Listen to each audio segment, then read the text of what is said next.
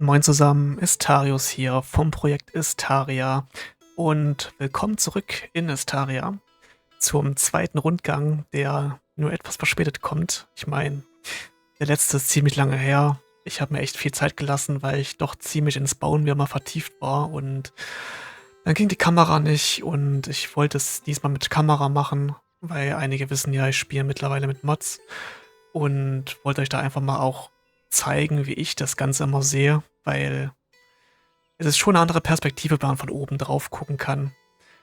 Und ich sag mal so, wird ein bisschen lang wahrscheinlich wie das Video. Ich werde es in Kapitel unterteilen, damit wir die einzelnen Sachen auch selbst raussuchen können. Ich muss halt wahrscheinlich alles nochmal ablaufen, weil ich habe von dem letzten Video, was ich mir angeguckt habe, also das, was ich zuerst gemacht habe, da hat sich echt viel verändert. Ich muss sagen, das ist echt krass teilweise. Das merkt man gar nicht, wenn man so selbst vor sich hinbaut, was da alles dazukommt und wie sich doch die ganze Landschaft auch verändert damit dem ganzen Bauen. Aber genug davon, legen wir los. Im Hintergrund seht ihr ja schon ein schönes Tor. Und zwar das Osttor von Istaria. Das größte von den zwei Haupttoren. Ich würde es euch gleich mal von oben zeigen auch. Ist halt schon echt ein großes Teil. Ist angelehnt ans Design von dem Minas Tirith-Tor, also so von diesen hinten zwei Türme, vorne so ein Türme und ich sag mal, dieser Korridor, der zum Tor führt, ist davon abgeleitet. Ich habe dann halt doch mein eigenes Ding wieder draus gemacht, aber ich fand halt das Grundkonzept gut. Genau. Ich fand vor allem die Idee mit den Kuppeln vorne sehr schön und den höheren Türmen dahinter, die zum ein bisschen die Sicht zu erhöhen. Das Tor hat auch Wehrgänge drinne und halt die Ebene halt auf den Mauern, plus die Türme. Die Mauern ja selbst von dem unteren Ring haben ja keinen Wehrgang. Genau, eine Galerie mit Statuen, den Schießscharten und die Türmchen neben dem Tor. Ich finde es aber echt eine geile Idee. Ich habe die damals im zweiten Ring das erste Mal beim Tor verwendet und habe sie gleich integriert. Vor allem, da ich bei dem Tor viel Platz hatte, konnte ich es auch breit ziehen. Beim Westtor werdet ihr sehen, ist das ein bisschen anders. Da hatte ich wenig Platz und musste das alles sehr eng bauen. Können wir ja mal hochgucken gleich. Genau. Ja, die Mauern haben auch schon mittlerweile ihre Stützstreben bekommen und auch das typische Design vom unteren Ring. Quasi zwischen den Säulen sind halt so kleine Bögen in den Mauern eingefasst. Ich fand die Idee halt auch cool, dass der untere Ring halt eine Basis aus dem ähm, Granitstein bekommt, also aus dem schwarzen Stein und obendrauf der weiße Stein kommt. Weil wenn man es ganz genau betrachtet, das Minas Tirith hatte dem unteren Ring auch schwarze Mauern und keine weißen wie im Film dargestellt. Ich habe es halt kombiniert. Ich fand halt den Farbkontrast auch sehr schön. Macht doch mal ein bisschen was anderes hier reinmischen, außer weiß. Genau. Das ist der Wehrgang, den gibt es auf der anderen Seite auch nochmal und ist jetzt auch nicht wirklich Tolles dran. Da werde ich wahrscheinlich dann auch mal dekorieren. Ich bin ja beim Bauen so, dass ich halt alles erstmal so baue, ohne zu dekorieren. Bis auf den Palast. Der Palast ist dekoriert im größten Teil, weil da auch vieles fertig ist. Und ich sag's mal so, ich muss halt auch auf die Performance ein bisschen achten, weil das Projekt echt riesig ist. Ich meine, ich habe jetzt die finale Projektgröße erreicht, habe die letzten Gebiete geclaimed und bin froh, dass es funktioniert hat. Sonst hätte ich irgendwie Abstriche machen müssen. Genau. Türme kann man auch noch hoch und ja. Die Trebuchets, die kennt man ja eigentlich schon. Die kam ja schon im ersten Video. Ich habe noch ein separates Video dazu gemacht zum Bauen halt auch mal. Ich werde wahrscheinlich noch mal ein paar Verbesserungen machen, nachdem man jetzt die Gegenstände drehen kann. Aber es sind nur kleine. Ich meine, mittlerweile haben auch Leute schon die Dinger nur aus Assets gebaut. Aber ich würde es nicht tun. Aus einem einfachen Grund. Ups. Ja. dreht mit der Kamera, nicht laufen und Kamera aushalten. Man kennt's. Und mein Charakter ist weg, wenn ich auf Ego-Perspektive gehe. Das ist interessant. Egal. Weil, wenn man das Asset baut, ihr seht ja den Strick, den sieht man noch, dann ist er weg. Und dann wäre das ganze Trebuchet weg. So ist es immer sichtbar. Zwar, naja, wie es halt ist mit dem Ausrendern, aber es ist noch sichtbar und deswegen würde ich die auch niemals nur aus Assets bauen, sondern ich würde die immer aus Blöcken bauen. Wenigstens einen groben Teil, damit man die Struktur sieht. Ist einfach so ein Ding. Muss man halt ein bisschen drauf achten, wenn man das macht. Genau, ich habe letztens den Ring fertig gebaut hier. Und das war auch echt eine echt unschöne Arbeit, sage ich mal so. Diese Rundung ist ein Todeskrampf gewesen. Die Türme sind ganz neu, mit einem neuen Design. Die habe ich aus mehreren Türmen zusammen kombiniert. Ich meine, die Kuppel ist jetzt nichts Neues. Der untere Teil ist der Teil, der vorne von dem Turm vom Tor ist. Und ich kenne das Design auch von einem Herr der Ringe-Mod. Da für ein anderes Spiel. Da gibt es solche ähnlichen Türme. Die sind auch voll begehbar. Mit Wendeltreppe und so. Da man mittlerweile auch schönere Wendeltreppen bauen kann. Auch wenn ich es immer noch aus Blöcken baue, ich finde das immer noch besser. Ich weiß nicht, mit den Assets ist immer so ein bisschen. Ich habe welche schon gebaut jetzt, aber eher für so Wendeltreppen innenliegend, ohne Geländer halt. Aber ist jedem ja seine Sache. Ich bin immer sehr sparsam mit Assets hier. Da Blöcke wesentlich weniger Performance fressen, als Gegenstände zu platzieren und bei der Größe hier. Da muss man halt einfach gucken. Weil die Tripochets, die werde ich auch mal irgendwann nachrüsten. Ne? Vielleicht werde ich dann in einen Zug wieder mehrere bauen, wie ich letztes Mal gemacht habe. Wo ich das Video gemacht habe, habe ich gleich Tiere gebaut und habe ein paar den Ringe bestückt damit. Genau. Dann sind wir hier auch schon gleich am Westplatz der Stadt, Festung, wie man es nimmt. Beides ein bisschen so. Im Flammenaltar. Und was ganz Neues, ich habe mal eine Statue gebaut, Leute. War zwar auch echt ein Krampf und ich habe ein bisschen helfen lassen von einer Webseite mit 3D-Model. Es ist zu erkennen, denke ich mal, was es sein soll. Es ist halt wie die Reiterstatue aus Minas Tirith. Ist halt aber beim Scaling halt einfach schwierig aus Blöcken zu bauen. Da kriegt man halt nicht viele Details rein, aber ich finde, es ist ganz okay. Ich wollte sie auch nicht viel größer bauen, weil sie ist eigentlich jetzt schon eigentlich zu groß. Man kann nicht alles haben im Leben. Man muss halt auch Abstriche machen. Dann sind wir auch schon hier beim westlichen Tor und wie ihr gleich seht, ist es ähnlich wie das östliche, aber schmaler. Ich hatte hier nämlich gar keinen Platz. Ich musste die Mauer so steil hier in die Kurve legen, damit ich hier rumkomme, weil, naja, hier vorne hätte ich halt keinen Ring hinbauen können und ich wollte es auch nicht zu groß alles noch mehr machen. Deswegen ist es ein kleines schmales Tor geworden, hat dafür diese Brücke bekommen. Ich fand, das war auch eine ganz coole Idee, auch um die Wehrhaftigkeit der ganzen Einrichtung hier zu erhöhen. An sich sonst, die Türme hier sind ähnlich, halt ohne Kuppel, dafür mit einer zweiten Etage. Die Schießscharten sind wie drüben und die Türme, die sind eigentlich eine 1:1 Sache, die ich auch drüben gebaut habe, nur eins weiter hinten hingebaut habe. Genau. Hier wird übrigens später mal ein Marktplatz hinkommen und Handelsgebäude, große Handelsgildengebäude. Und mal gucken, was man alles noch so hinbauen kann. Bank oder irgend so.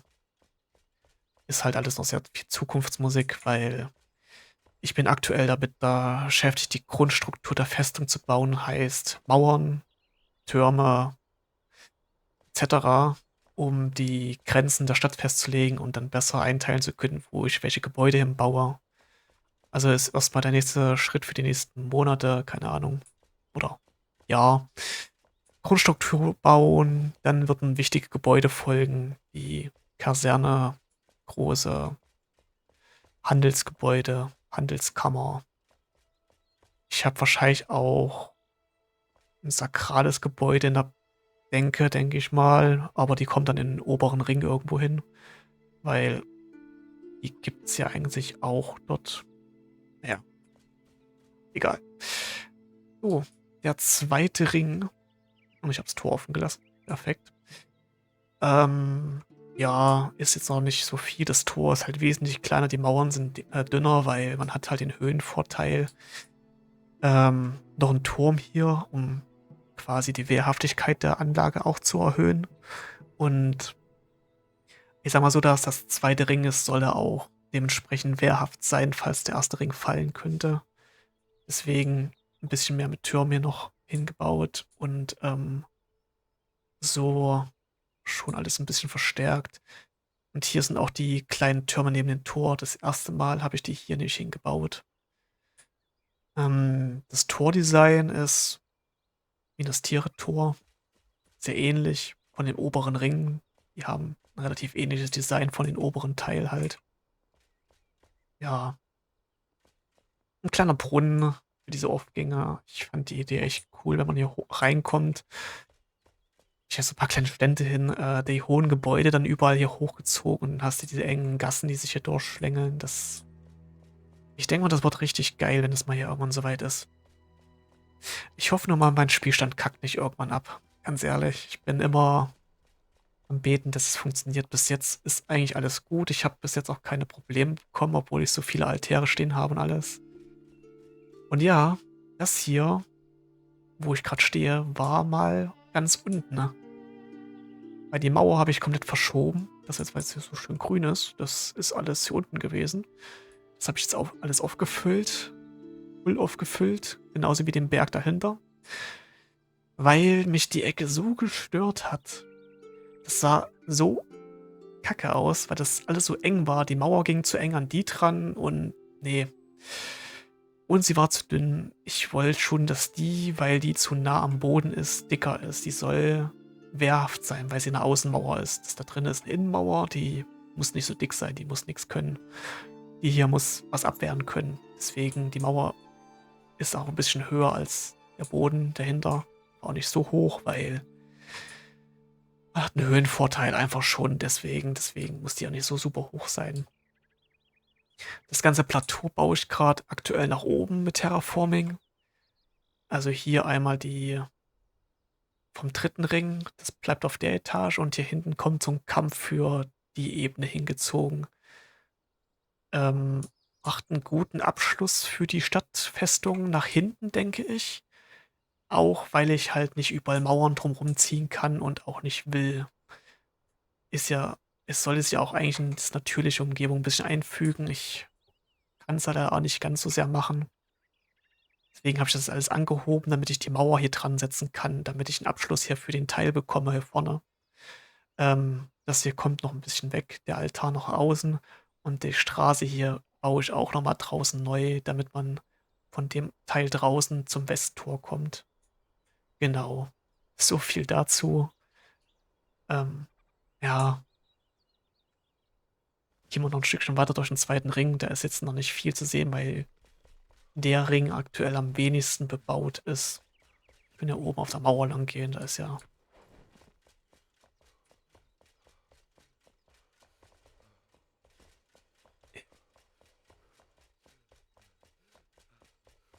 Ich muss auch mal übergucken, ob ich. Ah, ich glaube nicht. Ich glaube, wir werden keine neuen Trebuchet-Türme dazukommen. Ich werde wahrscheinlich ein paar höhere Türme bauen und ein paar Gebäude, die so Wohngebäude, die jetzt an die Mauer angelehnt sind, so ein bisschen wie das hier. Und ich hatte noch in Überlegung, so ähnlich wie die Türme vom Tor, die höheren, dass die noch mit drankommen hier zwischen die. Vor allem hier kommen ein paar Türme noch dazwischen. Auch um die Mauer ein bisschen aufzulockern, sage ich mal so. Und der Mauer auch mehr Stabilität zu verleihen vom Aussehen her. Ich meine, es ist halt noch was anderes, wenn da so ein dicker Turm dran ist, wegen der Stabilität. Das wirkt dann alles ein bisschen realistischer, würde ich sagen. Deswegen baue ich auch immer so gerne Stützen an die ganzen Mauern dran. Wirkt halt ein bisschen realistischer und macht auch mehr Tiefe. Hier können wir uns auch nochmal den östlichen Wachturm angucken. Der war definitiv auch noch nicht da damals. Da kommt wahrscheinlich auch ein Trebuchet drauf. Ich muss mal gucken. Ich habe da eine ganz blöde Sache gemacht. Der Turm ist nämlich auf einer geraden Zahl gebaut und ein Trebuchet braucht eine ungerade. Da muss ich dann halt mal gucken, wie ich das mache. Ja, das Tor vom dritten Ring, das gab es schon beim ersten Video. Habe ich auch noch nicht viel verändert hier dran. Werde ich wahrscheinlich aber nochmal umbauen, weil es ein bisschen zu schlicht ist. Die Tore haben ja alle ein bisschen Upgrade bekommen. Das Gebäude weiß ich ehrlich gesagt nicht, ob das schon da war. Das habe ich mal so als Test gebaut. Ein kleines Gebäude hier. Ja, aber das Trebuchet, das große, das war auf alle Fälle da. Das werde ich auf alle Fälle auch mal, wenn ich Lust und Laune habe, mal upgraden. Mit den neuen Möglichkeiten, die man durch die Assets bekommen hat. Genau. Sonst ist ja nicht viel passiert. Hier habe ich mal eine Taverne angefangen, aber ja, ich habe mich dann doch hier drauf konzentriert, unten die Ringe zu bauen und einfach die Grundstruktur. Ich finde, das ist eine bessere Idee gewesen, als erstmal hier irgendwie Wildhäuser zu bauen. Aber wir können uns nochmal hier den Teil des Rings so von oben angucken. Ich meine, da kommen noch Gebäude dazu und aber ich denke, man kann es erahnen, wie das dann später mal alles aussehen wird, wenn die Gebäude so in die Mauern halt reinkommen und auch die Türme. Ja, genau. Dann gehen wir mal zum Palast hoch. Ich glaube, ich prob mich einfach hoch. Nicht erschrecken wegen der Altarenzahl. Da steht zwar 21, aber flächentechnisch sind es vielleicht 14 ausgebaute. Viele sind nicht ausgebaut komplett und sehr viele überlappen sich. Deswegen denke ich mal, wirkt sich das auch bei mir noch nicht so krass drauf aus hier, was ich hier mache. Aber ich empfehle es keinen, es ist einfach leichtsinnig, die Dinger zu platzieren. Es ist nicht original im Spiel so konzipiert. Das geht nur durch den Mod. Den muss man zwar nicht anlassen dafür, aber egal. Ähm, Es hat ein Risiko auf alle Fälle, weil keiner kann sagen, ob das hier nicht irgendwann mal beim Update kaputt geht und dann ist das Projekt auch einfach weg, weil, ja, hochgebohrt und hoch verloren am Ende. Da kann man dann nichts machen, aber ich sag's mal so, ich bin dann doch eher der Typ für alles oder nichts. Entweder baue ich das Ding hier in voller Größe oder ich lasse es komplett sein, weil dann habe ich auch keine Lust drauf. Genau, hier können wir mal von oben gucken auf den Palast. Hm, hat sich großteils draußen nicht viel verändert. Das Nebengebäude für die Garde hat sich verändert, habe ich umgebaut. Mehrere Etagen und ein neues Gebäude hinten dran zugefügt. Genau. Ich habe die ganzen Säulen, die aus dem Brunnenblock waren, gegen Obsidiansäulen hier im Palastbereich ausgetauscht. Allein, die sehen einfach geil aus. Was willst du machen? Sind die einfach geil, die Säulen. Und durch die neuen Säulen habe ich auch die Möglichkeit, die Leuchtsteine besser zu verstecken. Das macht alles viel heller. Ja, ich habe die Tür da offen gelassen. Egal. Gehen wir gleich in den Thronsaal, weil der hat sich ganz schön verändert zum letzten Video. Die ganzen Obsidiansäulen sind drinne. Es ist viel, viel heller hier drinne. Durch die Leuchtsteine und das Licht von draußen. Ist einfach eine geile Atmosphäre hier drinne, muss ich sagen. Also ich habe das vom Video vom letzten Mal angeguckt und da sah das richtig dunkel aus hier alles. Da war die Beleuchtung richtig schwach und jetzt, ja,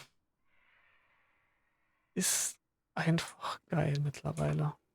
Ich habe hier hinten auch was umgebaut. Ich habe die Fenster größer gemacht. Ich habe mehr Fenster hinten eingebaut und dadurch ein bisschen mehr Licht auch nach hinten reingeholt, weil das war immer der dunkelste Teil auf alle Fälle. Kann sich auch gerne hin. Setz dich hin. Gott. Ignorieren wir es einfach mal. Genau. Paar Wachen aufgestellt. Die stehen mittlerweile überall im Palast sogar rum, um ein bisschen mehr Leben reinzuholen. Ja, aber ich sag mal so, mit den Obsidiansäulen, das ist einfach viel geiler. Die machen so eine edle Ausstrahlung. Kann man echt nichts gegen sagen. Ja, da wird jeder Minas-Tirith-Thronsaal echt neidisch hingegen, würde ich sagen. Da ist das hier einfach schon eine ganz andere Nummer. Ja, hinten mal ein bisschen dekoriert, mein Büro eingerichtet. Bin zwar ja nie, aber was du hast, hast du. Dann können wir mal nach unten noch kurz gehen. Da ist nicht viel, aber man hat hier so einen ganz kleinen Balkon. Ich habe die Säulen vergessen. Da kann man in Richtung Süden nämlich gucken. Ja, ich fand die Idee ganz cool. Und das sind auch Säulen, die ich austauschen muss. Gut zu wissen. Ich übersehe doch manchmal ein paar Sachen.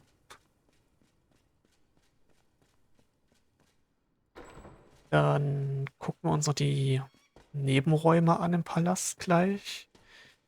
Da haben wir einmal den neuen Konferenzraum. Etwas dunkler gehalten mit Holztäfelung. Ähm, ja, ich glaube, mittlerweile könnte ich auch ein bisschen was mehr machen, weil der ist noch vom vor dem Update mit den ich kann Assets drehen und so. Ja, da ist viel noch zu machen. Ist wie bei der Küche halt, da könnte man auch noch viel machen. Ich bin gar nicht sicher, ob die letztes Mal schon eingerichtet war, ehrlich gesagt. Ich glaube schon. Ja, schauen. Keller, da muss auch noch ein bisschen was rein. Genau. Ich werde gucken, dass ich das Projekt auch auf den Server wieder draufschmeißen kann, damit ihr es angucken könnt. Ich hoffe, es funktioniert. Ich kann es nicht genau sagen. Auf dem Rechner läuft es gut, aber mit den Servern ist immer so eine Sache. Mal schauen. So, das schöne Bad. Das kam im Trailer ja letztens, aber nicht in dem Video. Ja, ich hatte halt die Idee, halt ein großes Bad unten reinzubauen. Wenn es schon der Palast ist, dann muss da auch schon ein bisschen, dann muss da ein bisschen was her einfach. Genau. Im Eis. Vielleicht gibt es mal Wasser irgendwann. Soll ja angeblich dieses Jahr kommen. Schauen wir mal, wie es aussieht. Genau.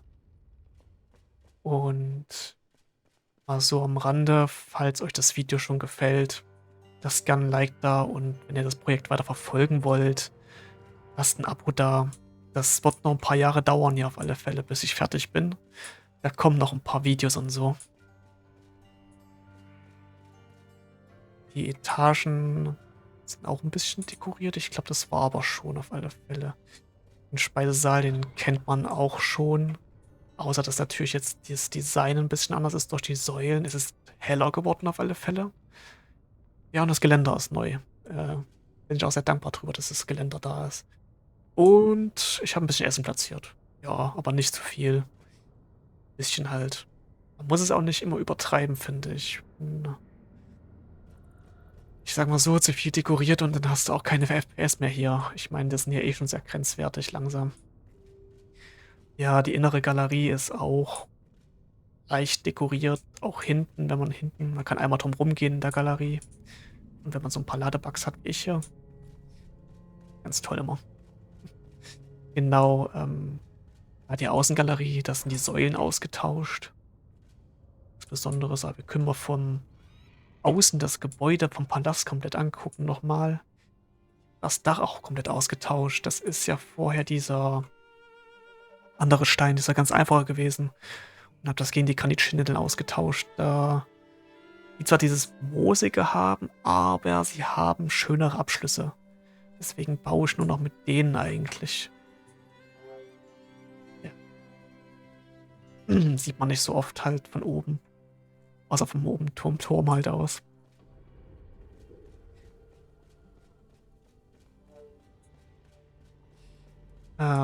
Mein Zimmer, das war schon letztes Mal da, das weiß ich, glaube ich. Ja, da ist nichts viel Neues dazugekommen. Ich bin halt doch dann ganz schön einrichtungsfaul, ist halt einfach so. Ich weiß aber, dass die Räume hier, die waren letztes Mal noch nicht. Ist jetzt nichts Besonderes. Halt eingerichtete Wohnzimmer halt für die königliche Familie. Genau, da ist jetzt. Die ähneln sich auch relativ, also ist alles auch in einen Stil gehalten, relativ. Der Balkon hinten ist neu. Die Idee fand ich halt ganz cool. Ja, dann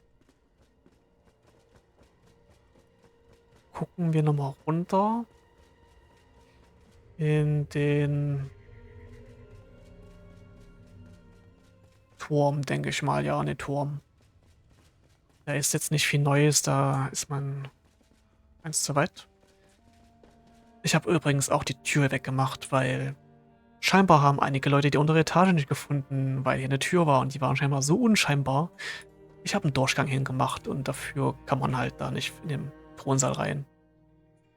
Ihr werdet es schon finden. Ja, Turm, ist die Säulen ausgetauscht. Von außen ist jetzt aber nichts anderes mittlerweile. Also, drinnen ist ein bisschen mehr. Da habe ich hier alles mit Obsidian verkleidet. Einfach für die Optik, diese Spiegeloptik. Die Kuppel habe ich aber gelassen. Da macht sich der Obsidian leider nicht so gut.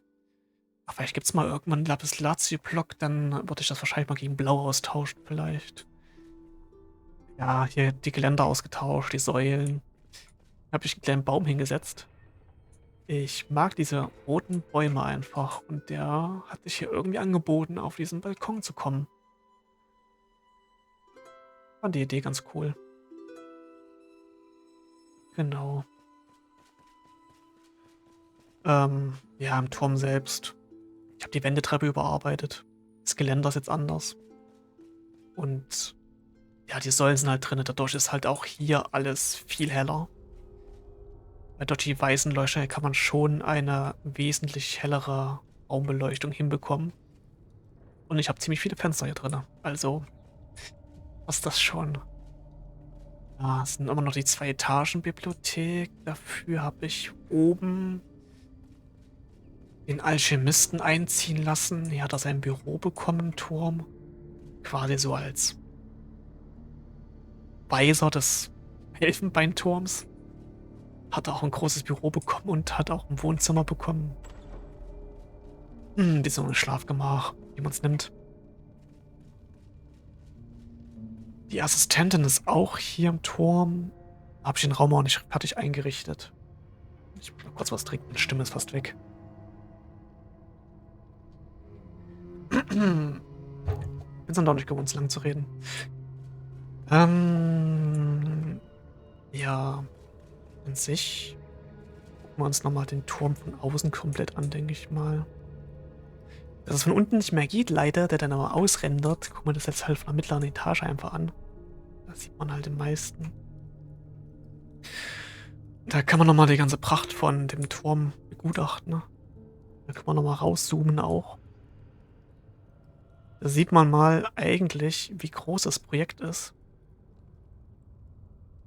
Ich weiß gar nicht, ich glaube, der Turm, der hat irgendwie von unten 300 Blöcke oder so.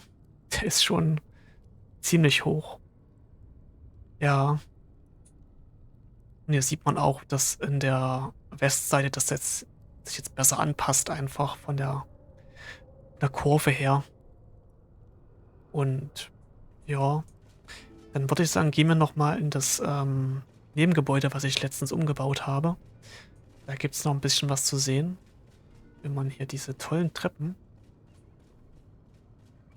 Entschuldigung an alle, die jetzt hier irgendwie Schwindelgefühle bekommen bei dem Treppenlaufen. Ich bin das schon fast gewöhnt, wenn ich da hochlatsche.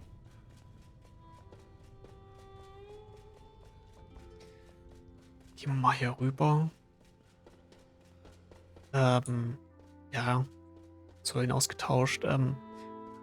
Der Überweg geht jetzt eine Etage weiter runter, nicht nach da oben. Und die Etagen sind umgeändert. Ich habe die Säulen eingezogen und da fehlt ein Stein. Zimmer angepasst. Holzböden reingemacht, doppelte Decken eingebaut und es ging vorher nicht, weil ich die Etagen zu niedrig gesetzt habe. Deswegen habe ich das alles umgebaut hier.